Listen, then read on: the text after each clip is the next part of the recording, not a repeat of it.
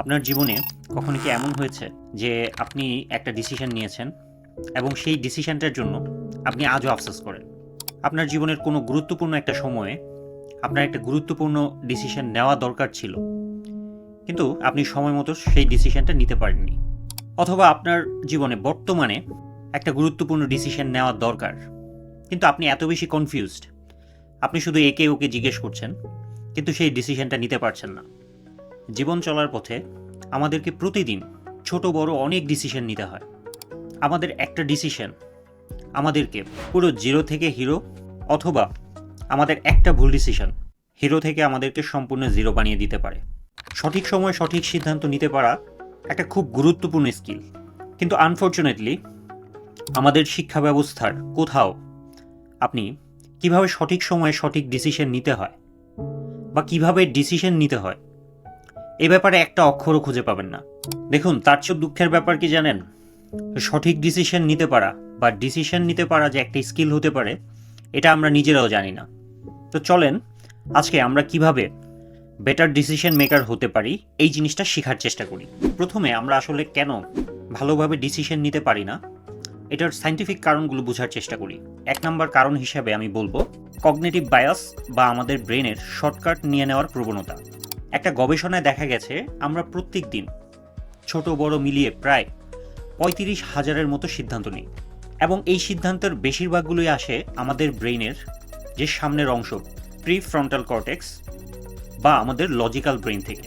তো এত হিউজ পরিমাণ ডাটা প্রসেস করতে গিয়ে আমাদের ব্রেইন করে কি অনেক সময় শর্টকাট নিয়ে নেয়। পূর্ব থেকে থাকা বিশ্বাসের উপর ডিপেন্ড করে অনেক সময় আমাদের ব্রেইন ডিসিশন দিয়ে দেয়। সেটা কেমন? আমাদের অনেকেরই বিশ্বাস যে ব্যবসা করতে অনেক বড় পুঁজি লাগে। তো আমাদের সামনে হঠাৎ যখন কোনো ব্যবসার আইডিয়া আসে, অনেক সময় আমরা সেই সুযোগটা নিতে পারি না বা সেই আইডিয়াটা কাজে লাগাতে পারি না, কারণ আমাদের ব্রেইনে আগে থেকেই আমাদের সেই বিশ্বাসটা আছে যে ব্যবসা করতে তো অনেক বড় পুঁজি লাগে। সো আমাদের ব্রেইন পূর্বেকার ধারণাটার উপর ডিপেন্ড করেই ডিসিশন দিয়ে দেয়। ফলে আমাদের সামনে সুযোগ আসলেও আমরা সঠিক সিদ্ধান্ত নিয়ে সুযোগটাকে কাজে লাগাতে পারি না। যেমন একটা মজার কথা শেয়ার করি, আমি একটা খুব প্রচলিত কুসংস্কার এটা বিশ্বাস করতাম আমি এক সময়।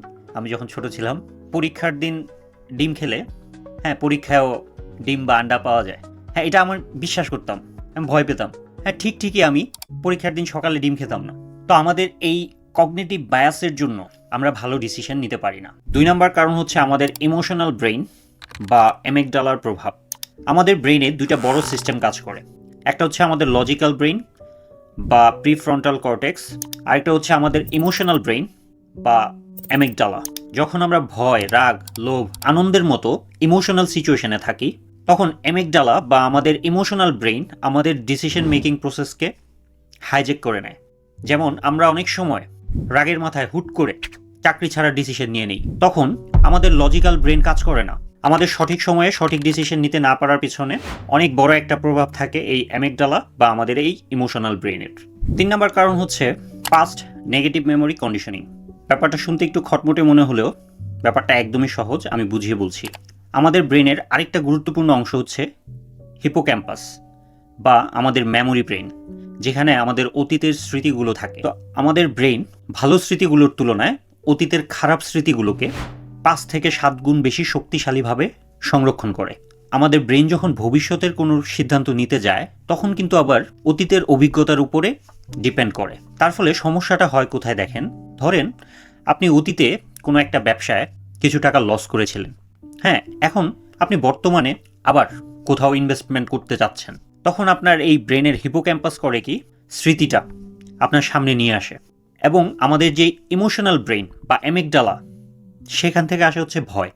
এই 2টা জিনিস মিলিয়ে তখন আপনার সামনে যখন এই ইনভেস্টমেন্টের সুযোগ আসে বা আপনি যখন নতুন করে প্ল্যান করার চেষ্টা করেন, তখন আপনার এই 2টা ব্রেনের অতীতের খারাপ স্মৃতি এবং আপনার ইমোশনাল ব্রেনের থেকে আসা ভয়, এই 2টা মিলিয়ে আপনি আর ডিসিশনটা নিতে পারেন না। তখন আপনি চিন্তা করেন যে না, এই সুযোগটা আমার জন্য না, আমারটা আবারও লস হয়ে যেতে পারে। কেন আমরা আসলে সঠিক সময়ে সঠিক সিদ্ধান্ত নিতে পারি না, এর সায়েন্টিফিক কারণগুলো বোঝার চেষ্টা করলাম। তো এখন চলেন আমি আমার জীবনের সিদ্ধান্তগুলো কিভাবে নেই সেই জিনিসগুলো আপনাদের সাথে শেয়ার করি।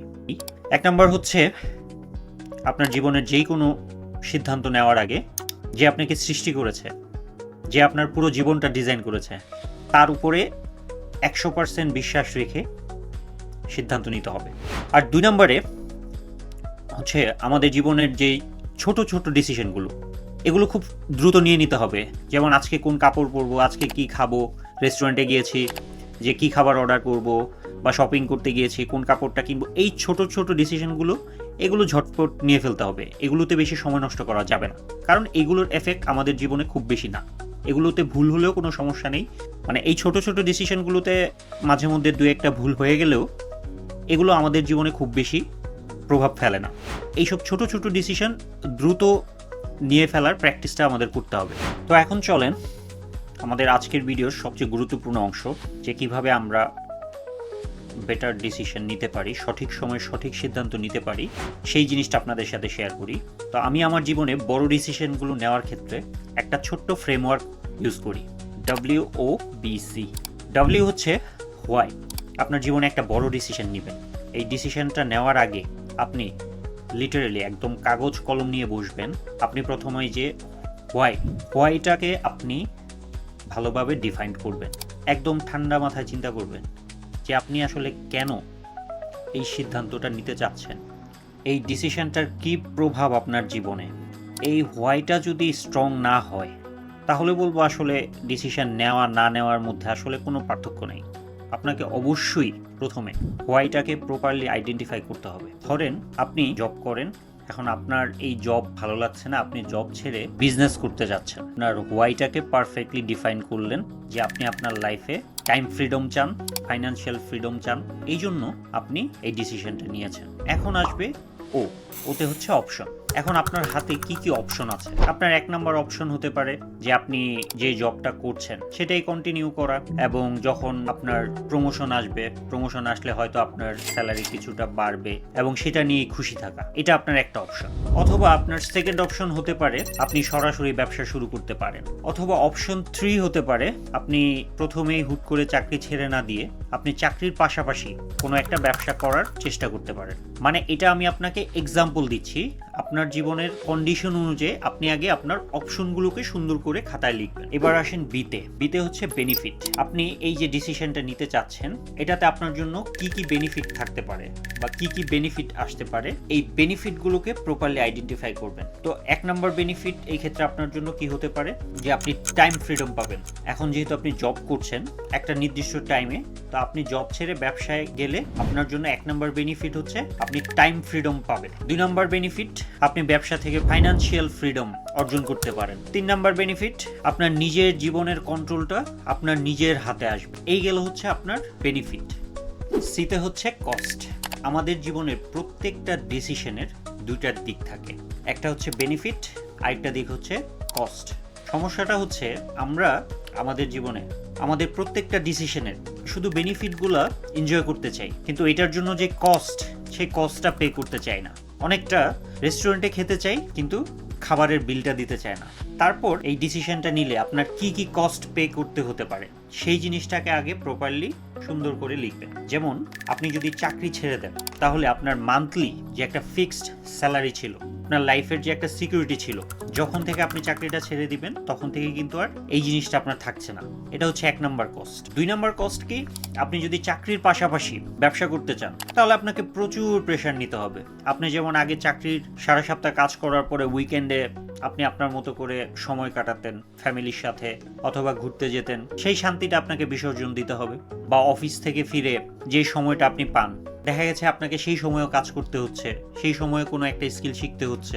আর 3 নাম্বার কি, আপনি যদি এগুলোর কোনোটাই না করেন, আপনি যে জবে আছেন সেই জবেই যদি থেকে যান, তাহলে সারা জীবন ধরে কষ্ট পে করতে থাকবেন আপনার মনের ইচ্ছার বিরুদ্ধে।